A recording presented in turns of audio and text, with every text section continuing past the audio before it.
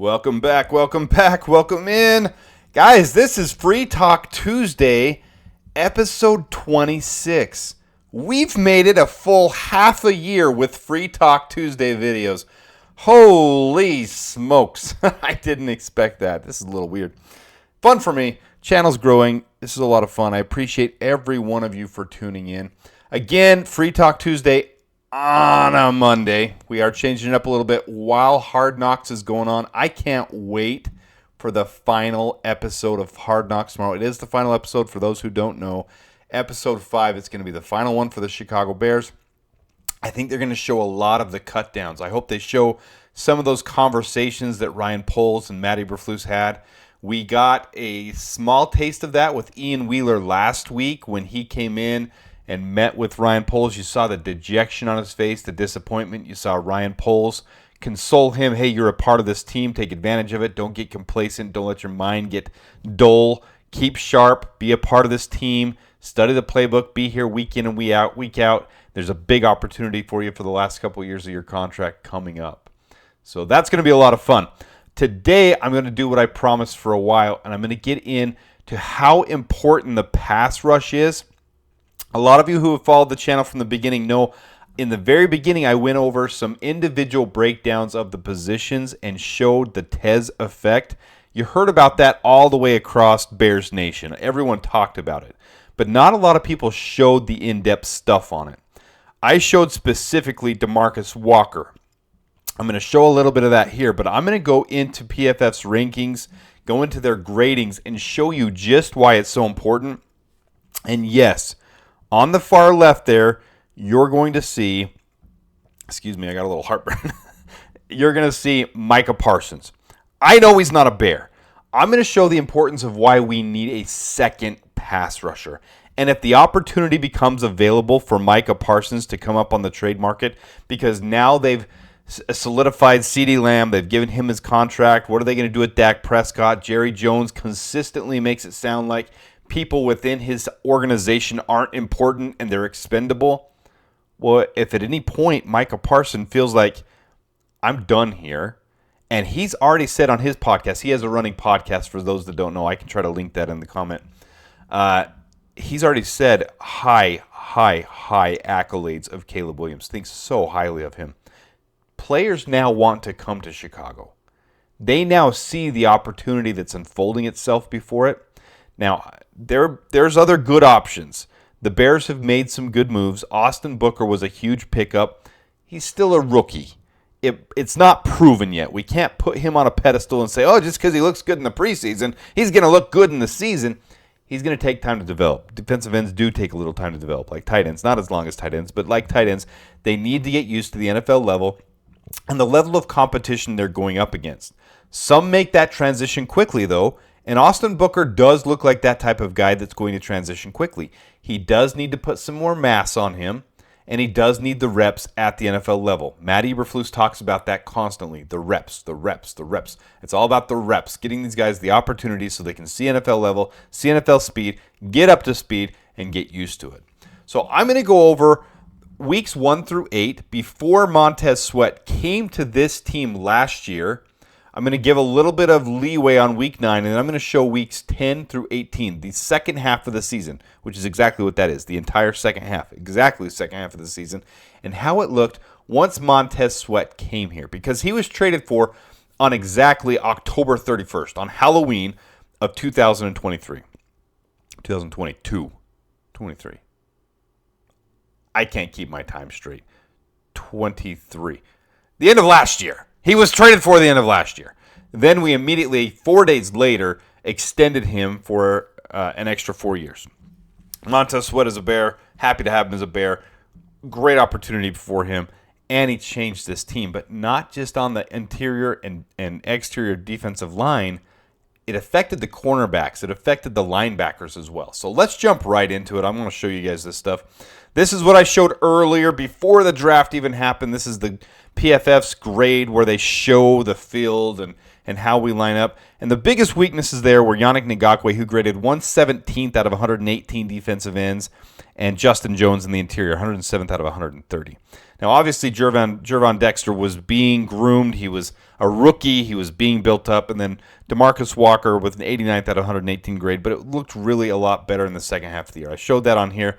This is what I showed early on in the channel before we started growing a lot more. Pre-Montez Sweat, DeMarcus Walker at the bottom there had 11 plays between a sack, hit, or a hurry between a pressure, and he had 33.3 missed tackle percentage. After Montez Sweat came here, he had a 9.38, so one extra sack, hit, or hurry every 2 plays. Every 11 plays down to 9, so it improved by 2 plays.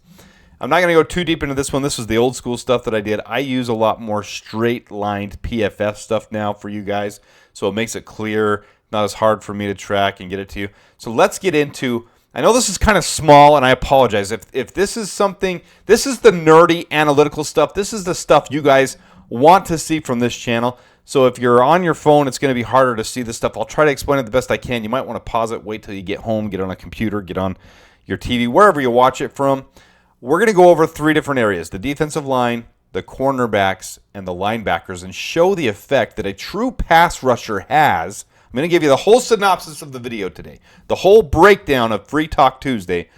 We're going to go over all 3 of those positions and what it did when we brought a true pass rusher to this team, because we were basically garbage before we got Montez Sweat. And now the Bears are still just the middle of the pack as far as pressure goes, getting pressure. And you see the Bears making moves this offseason. There's a reason we tried to trade for Matthew Judon. I don't think we're done. I don't know if it's going to happen now or towards the trade deadline, but Ryan Poles has shown he's not afraid to go out and spend a future pick to be able to get a proven guy. Now, I know next draft is the defensive tackle, defensive end is that draft, and there are so many. Week 1 of college football has started. They look like they're picking up where they left off. There's a lot of talent at the top of this draft for defensive ends and defensive tackles, especially when it comes to getting pressure. Again, they've said it over and over again. Those guys are always just possibilities, though. They're just potential. You can draft one of these guys, and they might go 7th overall in the draft to the Raiders, and then they don't pan out for a year or 2. It might take time. When you've got Caleb Williams on his rookie contract, you want to have a proven pass rusher. So I'm not going to be shocked at all if we spend a second, spend this year's second and next year's second, spend this year's first and next year's second to go out and get a Micah Parsons type of player. But first, let's get into the nuts and bolts of it. So first, I'm going to go off a couple different metrics. You see here on both of these, and again, if you're on your phone, it's going to be harder to see this. I'll do my best to try to explain it. So the top left here is weeks 1 through 8, before we traded for Montez Sweat. We traded for him. He didn't have time to get up to speed in the system. We played the Saints that week. So I give that kind of an off week. It doesn't kill it. It doesn't change it, but I just want to give a pure look of it. So it doesn't really affect it too much, but I want to give a pure look. Once he was here for a week, got the extension done, and then we had the whole second half of the season, I want to show what it looked like with him on the roster. So the bottom right half there, that's going to be post-Montez Sweat trade with him here actually in practice, getting a chance to practice before just thrust into the game against the Saints, which we almost won that game still too. I shouldn't say that. We lost by a touchdown. It was close, but it wasn't like the other ones where we really blew it, and we could have won 3 more games, which wasn't one of those games. But anyways, we're going to look first at win percentage. At the bottom left, you'll see there the definition of that from PFF is the percentage of wins, in parentheses, versus blocking on non-penalty pass rush snaps. Basically just means the defensive end or the defensive interior, whoever they were, against the guy that was blocking them, they won against them. That's what it means. PRP is the second one we'll look at. That's like my metric where I used pressures between plays.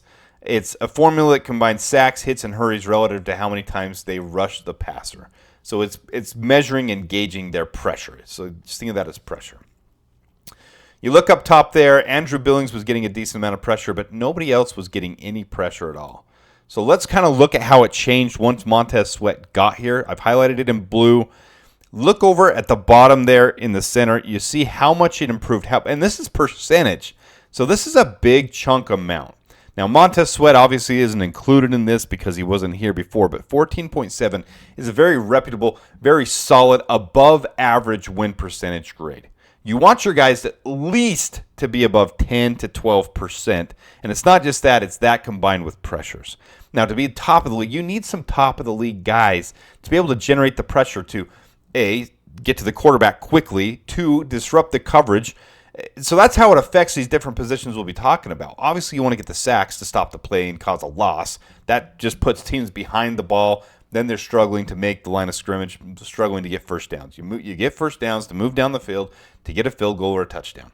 Get a sack, and it really hinders that. All of a sudden, you're 2nd and 15 or 3rd and 17. You got issues getting to that first down. I think that goes without saying. I'm just giving quick, brief analysis on some of that stuff. On the other side of it, coverage as well. When you get your pass rushers into the quarterback quickly, it disrupts his flow. He can't. The receivers don't have an opportunity to get open. And so the same thing. Now your defensive backs, your cornerbacks, your linebackers have chances because that pressure's on the quarterback to pick the ball off or be able to shut down the receivers so they can't have an opportunity to catch the ball. That's how it all compounds to itself. That's why the pass rush is so important, especially with the Bears style of offense. So you see, once Montez Sweat was here, Gervon Dexter up 3.4%, which is huge. DeMarcus Walker up 3.9%, which is one of the biggest ones that I showed before. Andrew Billings up 1.7%. Zach Pickens up 9.4%. Now, with Gervon Dexter and Zach Pickens, you can say they were rookies the first half of the year, and I completely agree with that. There's more than one aspect to this change, but Montez Sweat still, in the end of it, helped it all to come to fruition. He helped these guys get up to speed, stop being such rookies, and start getting developed in the league. Rasheem Green went down a little bit. Justin Jones, Yannick Ngakoue, and Dominic Robertson. All those guys should be off the team. I don't know why Dominic Robinson's still on the team. I have no clue. Eric Washington must see something in him that he wants to continue to work with and develop. That's the only explanation I have for it. He's good sized. He's athletic. We get that. It's been that way since day one, but he was always a late round developmental pick, and he hasn't developed. You see there, before Montez Sweat came over, he had a 2.0, lowest on the team win rate. After he came over, he still had a 0 win rate. Not a lot of opportunities. I get that. Pass rush, 106 opportunities the first half of the year. Then once Montez Sweat was here, even less because Montez Sweat was here. 49 pass rush opportunities after that. Well, what does it look like for the top guys in the league? This is what you're looking at. This is the type of guys that really disrupt the game and cause that pressure, cause sacks, cause interruptions in the backfield, cause coverage problems so that your receivers can't get open and then your guys are picking them off. Look at what Deron Bland did because Micah Parsons. Micah Parsons with a 25.2% win rate was second best in the NFL, only behind Myles Garrett. Ahead of Aaron Donald, ahead of Aiden Hutchinson, ahead of Bryce Huff, ahead of Josh Allen. Josh Hines -Allen now. It's changed. But then you got your defensive interiors, Aaron Donald, Quinnen Williams. This is why that 3-tech is so important, and we got to get it right. This is why Gervon Dexter has to have a huge year. If he doesn't, we have to draft a 3-tech in the first round. This team cruxes on that pressure so much. All right, we see them. These top ones in the league are about 20 and above, and Montez Sweat was at 14.7. So what we're showing here, got to point this out clearly. Montez Sweat coming over helped all these other guys. Imagine if we had one on the other side that wasn't a DeMarcus Walker, who's more dependent, who's a dependent defensive end. Imagine we had a Micah Parsons who comes over with his 25.2 pass rush win rate, and he helps a Montez Sweat to increase his. All of a sudden, you've got a guy with 25.2, and then Montez Sweat's going to be up in the 18, 19s. It's going to have a domino effect. That's why if the opportunity presents itself, you've got to go for it. You're in the window now. I know Caleb Williams hasn't taken a snap in the NFL. I get that. But everything you're seeing is you've reset this roster. You've given it the opportunity. The same thing we did 4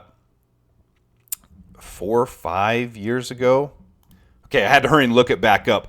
For Khalil Mack, the Bears sent the Raiders first-round picks in 2019 and 20, and a sixth-round pick in 2019, and a third-round pick in 2020. The reason you do that is the Bears thought they had a window where they could compete for championships. the Bears are now in that window again. You've got a rebuilt roster with a strong, solid offense and a defense that's proven itself to be a top 5 in the league. If you didn't believe that before, you'll believe it after this video. This defense really is stacked. All it's missing is a little bit more pass rush pressure. It needs another defensive end, and it needs a solid defensive interior. Gervon Dexter could take that step this year. Has he proven himself? No. But if you add a Micah Parsons type of player to it, it's only going to help him to take that next step. And if he's still not it by the end of the year, then you go ahead and you move on in the draft to develop someone with him or alongside him or in some respect or form. I love Gervon Dexter, but you have to get that position right. So that's what you got with Micah Parsons. Let's look now at the pressure. So here's the PRP, formula that combines sacks, hit, and hurry. We've now organized it the same way. Same thing. Here's weeks 1 through 8. Here's weeks 10 through 18. And as we look at what it did, look at how much that changed for Gervon Dexter. When pressure was coming from montezsweat, who had 8.6. Now, you want your top guys to be above 10. 8.6 is pretty solid. Gervon Dexter actually had an 8, which was really good. All those sacks came after montezsweat came. All that pressure really came after montezsweat came. But he increased by 4.3 on his pressure grade. He was at 3.7, and he went to 8.0. More than doubled his pressure grade. So that's really solid. DeMarcus Walker increased by 1.0. Yannick Ngakoue increased by 1.5. Justin Jones by 1.5, Rasheem Green by 1.1, Zach Pickens by 1.6, Andrew Billings went down by 2.8, Dominic Robinson down by 3.1. Andrew Billings really just had a stellar first half of the year. A lot of pressure was put on him, and he came through for it. So I'm not really knocking him that hard. Really, overall, montezsweat brought positivity across the entire line for being able to create more pressure because he took those double teams off. He created more pressure himself, and it had a domino effect. Okay, so here's the league leaders, the second half. So this is week 10 through 18, same thing I did on the other one. And look, our good friend Jalen Carter down there at 10.3. Remember, montezsweat was at 8.6, so he's just down below this list. So this is a good, I mean, your top guys in the league are above 10. These are your top 15. Same thing I did on the other one. And Bryce Huff, Victor Dumukage, I don't know how to say his name, Rashawn Gary, Myles Garrett, Micah Parsons there at 5 with 12.4 as his pressure grade. So montezsweat really helped come along, and then you've got Gervon Dexter was 8 for the second half of the year. So that looked really good. And if the Bears can pick up where they left off, imagine what they could do with Micah Parsons. Now, I'm using him as an example, guys. Maybe I am trying to will it into fruition a little bit. But also Trey Hendrickson, who I thought it would be great for us to trade for, 12.4, and his pass rush win weight, 23.7. This is why I think the Bears really need to, right now, before the trade deadline. I think the first half of the year, we'll be fine. It's good to get these young guys experience. It's good to see what Austin Booker can do. It's good to see how this team can go with the easier schedule we have the first half of the year. But the sooner we can get a deal done like that, that's favorable. That's the thing. We know Ryan Poles is going to do a deal that's good for the Bears and good to bring this pass rush pressure in. But you see, was it on this one or right there? Matthew Judon, number 10 right there. He didn't have the best pass rush grades. His win percentage was only 8.9, but his pressure, he created a lot of pressures. And that's what the Bears were going for. Now, they didn't want to extend him. They didn't want to give him automatic extension. They saw him as a rental, and that's the real news that came out. Matthew Judon did actually want to come to the Bears, but when it came down to it, there wasn't much of an opportunity for us to extend him. Didn't want to extend him. So if you see that, the Bears clearly wanted to improve their pressure. They want to get more pass rush. So this is a huge thing. This, to me, would solve every problem the Bears have and make us an immediate, I'm not kidding when I say the Bears would be Super Bowl contenders. You've got an offense that's high-powered. As long as Caleb Williams lives up to the bill, as long as he develops and is fine. Now, he's a rookie quarterback. They're going to go through their struggles, but this offense is built to sustain him.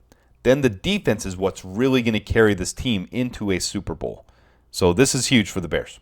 Okay, and last on this before we move on to the cornerbacks, I want to show the preseason. Now, this is really your backups. You don't see any of the starters on here. And really, these are the guys. You see the win rate there.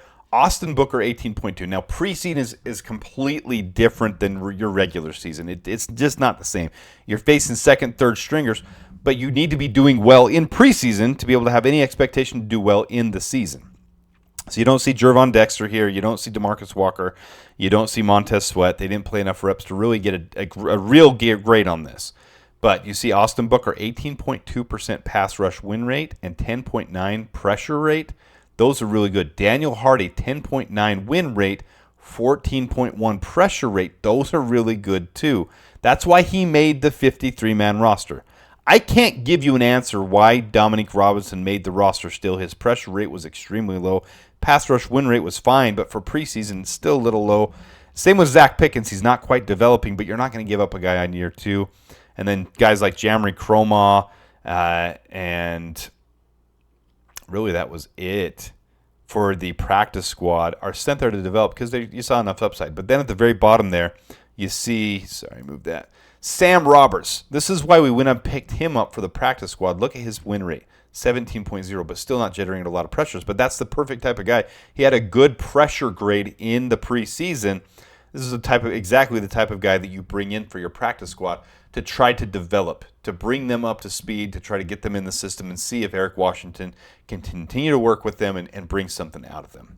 So let's move on to the cornerback position now. I think we've laid home pretty solid, and hopefully this is the type of stuff you guys want to see, because this is what I study and analyze, and this is what it takes. This is what it will take for the Bears to get into the playoffs, into the NFC Championship game, into the Super Bowl. They've got to generate that pressure. They've got to be able to get to the quarterback, disrupt it, and make this defense a legitimate top 5 defense. Limit teams to 17 points a game. So here's a little peek at Micah Parsons. This is from the other video I did. This is over last year. You see 513, the blue boxes there in the middle, 513 pass rush opportunities, 103 total pressures.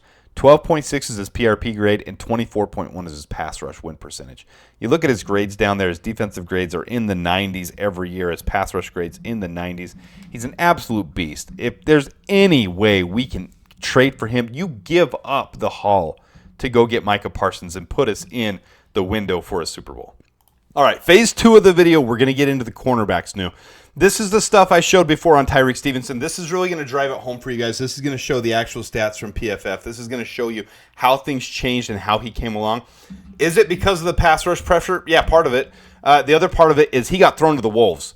Tyreek Stevenson absolutely got just picked on. I mean, there's no other way to put it. He got picked on the first half of the year. Teams didn't want to throw to Jalen Johnson.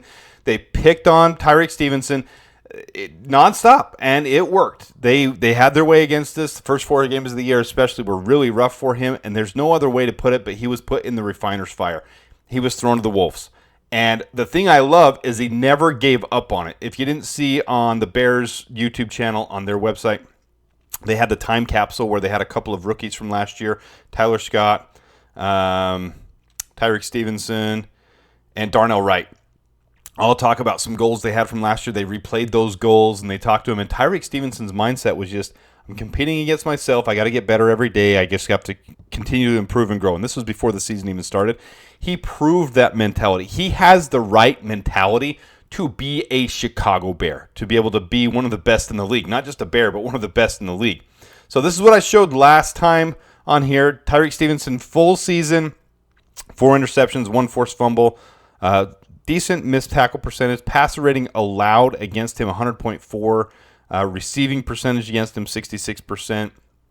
The second half of the season, though, is where all those interceptions and forced fumbles came from. All his numbers were lower. His passer rating allowed against him was 55.7. Let's get into better metrics for that. Here's the entire cornerback room for the Bears. 2 things we're going to use. The main thing, NFL passer rating against. Look at the bottom left there. This is from PFF. The NFL passer rating formula includes 5 variables: pass attempts, completions, passing yards, touchdown passes, and interceptions. This is going to show exactly why Tyreek Stevenson became one of the best in the league by the second half of the year. So weeks 1 through 8, a couple more guys got reps and opportunities as we are starting the year out, trying to get things rolling. You can see all of them up there. Jalen Johnson has been an absolute stallion from day one. I mean, he's just a beast. 85.8 coverage grade. Second half of the year, 82.5. Overall for the year was around 90. So he just really, really, really, really solid. You can't say enough about Jalen Johnson. He got shafted. He's going to have a chip on his shoulder for not being listed in the top 100. Excuse me. But he's every bit as advertised, and teams are afraid of him, absolutely. The biggest thing here, look at Jalen Johnson and his improvement, and also you see, Tyreek Stevenson, and then you can also see Jalen Jones, which is a big reason. I had it on the verge of whether we kept Jalen Jones or someone else, and the Bears showed this is why they kept Jalen Jones the second half of the year. And I should have remembered this. I should have had the foresight and the forethought, and now I'm bringing it out to you guys and showing you guys. But I had to be reminded too, and he is every bit of that. He's every bit as advertised. So those who don't remember, Jalen Jones was an undrafted free agent as well. He's never gotten his chance to start, but I mean the role he fills is super valuable. He's out of Mississippi, I believe. So Jalen Johnson, you can see there, he improved 13.6 points on his NFL passer rating against. So quarterbacks threw an NFL passer rating against 13.6 points lower. Tyreek Stevenson, 69.9 the second half of the year lower. Jalen Jones, 43.3. Kyler Gordon, 29.0. And Terrell Smith, 11.7. But really, he started for Jalen Johnson in the last game of the year against the Packers and had a rough game against them. If it wasn't for that, his would have been pretty equal. He was pretty even killed across the entire year. Terrell Smith was actually very stable. A lot of this you can contribute, though, to the pass rush pressure. If there's no pass rush happening, if there's no pressure, I should say pressure more. If there's no pressure happening, if Montez Sweat isn't here to generate pressure and quarterbacks are sitting back there all day long, it's hard to do your job as a cornerback. It's hard to be able to shut them down, and I mean, you've got all day to run around. It's hard to keep tabs on those guys. You think about it as a defensive back, to be able to stick with them all day long back there, it makes your job really difficult. When you've got pressure, not only does it make it easier in a shorter amount of time you have to stick with them, but when they get in the quarterback's face, sometimes he can throw up a wild duck, he can throw up a bad pass, and if you are trained like the Bears are trained, like their defensive backs are really good at keeping the eyes everywhere, you can see those things coming and you start to get more picks. You look at the second half of the year, all these interceptions. Look at the first half. I know it's hard to see, guys, but Jalen Johnson had 2. Greg Stroman had 1. That was it. The second half here, you've got Jalen Johnson with 2. Tyreek Stevenson with 4. Kyler Gordon with 2. And that's just on the cornerback position. On the linebackers, there were even more of them. So there's definitely a cause and effect here. There's multiple things, though. I do think Tyreek Stevenson grew a lot from being a rookie being thrown into the fire. But when you see Jalen Jones, Jalen Johnson, Kyler Gordon all improving by significant amounts as well, you have to contribute that to the pass rush and how that it did affect the rest of the team. So we look at the league leaders week 10 through 18, and this is the thing that a lot of people don't recognize and Tyreek Stevenson's not getting credit for. Look at the second half of the year. Jalen Johnson, number 1 in NFL pass rating against, 23.7. Tyreek Stevenson, number 12, 55.7. The top 15 were the only ones in the league below 60 NFL pass rating against, which is absolutely phenomenal. But Tyreek Stevenson with 234 snaps, Jalen Johnson with 274, and both of them among the best in the league. This is going to be a duo this year. I've made my prediction that Tyreek Stevenson will be a top 10 cornerback in the league this year. The experience he got, the growth he's made, how he came along as a rookie, I think it's only going to eventuate into this year, and it's going to be better and better. He looks absolutely phenomenal. 7 pass breakups, 4 interceptions, 1 dropped interception, 3 by Jalen Johnson. You see there's so many opportunities. He could have been, man, he could have had a really special year if he would have had a couple of those should have been pick 6 too. Tyreek Stevenson still had 2 touchdowns against him, so hit or miss. And that's one thing with Tyreek Stevenson, though. He hits huge. He lays the lumber. When you look at his tackling, he's one of the best in the league as well. So I have no doubt in my mind, full confidence that Tyreek Stevenson and Jalen Johnson will be a top 10 duo, will be a top 1 duo. As far as duo goes in the league, Greg Newsome and Martin Emerson look pretty good as well. San Francisco has a good duo. Buffalo has some good duo. I mean, there's some good teams with 2 cornerbacks. The Bears should be right at the top of the list, but number 1, Jalen Johnson is getting disrespected. Number 2, Tyreek Stevenson is not getting any flowers by anybody. No accolades. And I guarantee in his head, he's making note of that and saying, okay, I still got to prove myself. I'm going to go out there. I'm going to be the man. I'm going to keep doing it. And as long as he picks up where he left off, there's going to be no doubt in my mind he's going to be one of the best in the league, 100%. Cause and effect, though, of that pass rush pressure. Last, linebackers. Now, we're going to go into two effects here. We're going to go into the pass rush because linebackers often come on blitz packages. You can also do the nickelbacks, which was in the last one. Kyler Gordon did that as well. I didn't show the pass rush pressure. Didn't need as much of it with Montez Sweat there, but there will be packages drawn up for that. The bigger thing is, as you're in the middle of the field there, your linebackers, they have to cover a lot of ground, and they have to be able to have coverage grade as well. So I'm going to go over the coverage grade more. You'll see here, I have both. So on the top, that's going to be the pressure. That's going to be the pass rush pressure. But you can see there's only 30 pass rushes, 11 pass rushes, 24 pass rushes. I know it's little, guys. I apologize for those who are looking on small phones. TJ Edwards had 30 pass rush opportunities the first 8 weeks. Jack Sanborn, 11. Tremaine Edmunds, 24.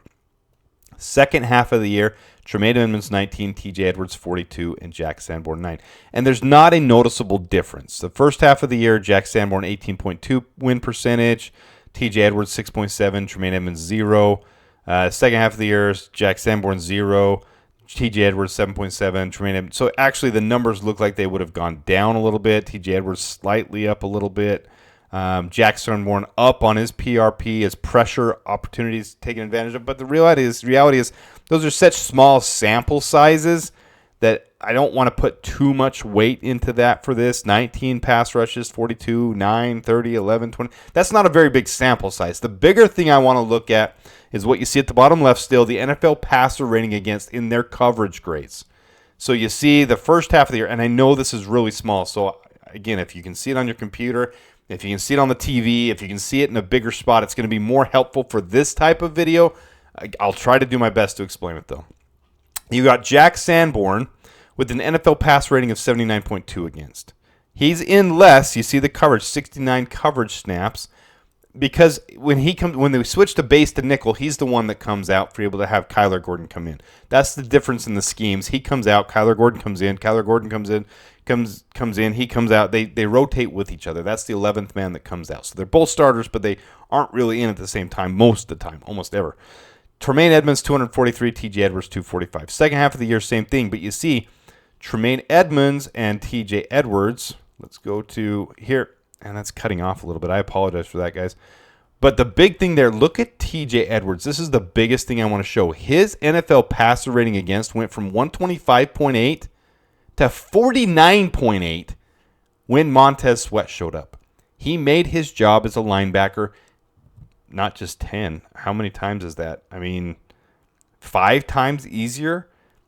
And it showed. Look at the interceptions there at the bottom. TJ Edwards, he had 3 interceptions and 1 dropped interception. The same with Tremaine Edmunds. He had multiple interceptions and a dropped interception. Jack Sanborn had a dropped interception.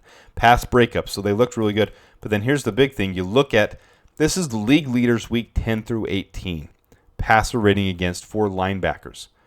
I don't know why the Colts didn't keep Ronnie Harrison. That makes no sense to me. But TJ Edwards was kept, and he's a crucial and critical part of our defensive unit. Second half of the year, weeks 10 through 18, number 2 in the entire league with a 49.8 NFL pass rating against him. 293 coverage snaps, so it's a significant amount. His coverage grade was 79. 3 pass breakups, 3 interceptions, 1 dropped interception. There's a clear lingering effect when someone like Montez Sweat comes onto this team and creates that pressure and improves it for every other position. You saw it here at linebacker. You saw it right here at cornerback, specifically Tyreek Stevenson, Jalen Jones, Kyler Gordon, Jalen Johnson. Everyone improved in their coverage when we got more pressure to the quarterback. And you see it here with the defensive front, with the defensive line, both defensive interior, defensive tackles, and the defensive ends. Zach Pickens, Andrew Billings, DeMarcus Walker, Montez Sweat, Gervon Dexter, all improved when Montez Sweat came here. The entire second half of the year. This is why the Bears were a top 5 defensive unit. That pass rush win rate as a team improved significantly. Also the pressures. You look at the pressure rates going up. Plus 4.3, which was double for Gervon Dexter. Plus 1, plus 1.5, plus 1.5, plus 1.1, plus 1.6. Those might seem small, but they're significant. And it improves significantly. And that's why it makes sense for the Bears to go all in right now. I know a lot of people are scared or tentative or whatever the word is because of what happened with Khalil Mack and then ending up trading him away and recouping a small fraction of what we paid for him. But the reality is, if the quarterback situation worked out in those scenarios, if Jay Cutler and Mitch Trubisky and Justin Fields all worked out in those scenarios, if one of them would have hit, it made it worth it. That's why you trade for opportunity. Now you've got a brand new quarterback who appears to be generational. Hasn't taken a snap in the NFL in a season game. He's going to very, very soon.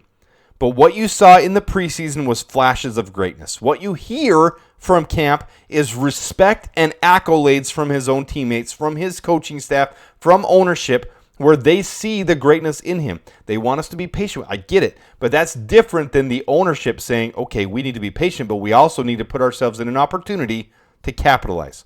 We have a first and 2 seconds next year. We are cap heavy, or we're cap friendly, and we're draft pick friendly. We have more value than other teams because of that second round pick from the Panthers. That trade will go down in history as one of the greatest trades by any organization in the history of trades of football. It put this team in an opportunity to get back to a Super Bowl window so that we can finally win one again 40 years later. Moves like this, I get why teams and fan bases and our fans are nervous and tentative to go out and get a Micah Parsons or a Trey Hendrickson, but this is the exact type of move in this situation now if we can get the right value. I understand that right now maybe because the fifth-year option is there for Micah Parsons, you've got this year and next year's team control. The Cowboys and Jerry Jones and their tough nose, stick it to him type of attitude might say, no, you're going to play it out, and you're going to be forced to play it out, and we're just going to stick it to you. Or, as we get to the deadline, they might see their salary cap situation, understand where they stand, and be willing to get more value from him because they trade him a year early. Then the Bears can trade for him, extend him. I mean, $30 million a year. Get her done while Caleb's on his rookie contract. For the next 4 years, extend him for that $30 million a year. Get it done. Then you have all the rippling effect that comes down from having two solid pass rushers, one that's elite. Micah Parsons is one of the best in the entire NFL. He would have an immediate impact on this team, on this secondary. This secondary would go from having 20 interceptions a year to 30. And I'm not exaggerating from that. Nobody could throw anything on this secondary with Micah Parsons and Montez-Sweat coming from the sides. The only thing we need to do is next year get defensive tackle help. Get additional help. And hopefully Gervon Dexter takes that step this year. I don't know if he's going to or not. I don't know if anybody knows if he's going to or not. Too limited a sample size with his new body and his new trimmed up form and the experience he has from year 1 to 2 with limited reps in the preseason. It's too early to see. The beginning of this year, that's one of the biggest things I will be watching is Gervon Dexter every snap in every play of every game. I want to see him come through. I don't expect him to be Aaron Donald. I don't. But I would like to see him take the step up and be top 15, top 10 defensive tackle in the league. Top 10, top 15 3-tech, generating pressure as well, getting that win percentage up there in the 14, 15s, 16s, getting pressure at a PRP rate of 10. I'd like to see that. That would make me feel really good, and we would be in prime position to be making pushes for the Super Bowl.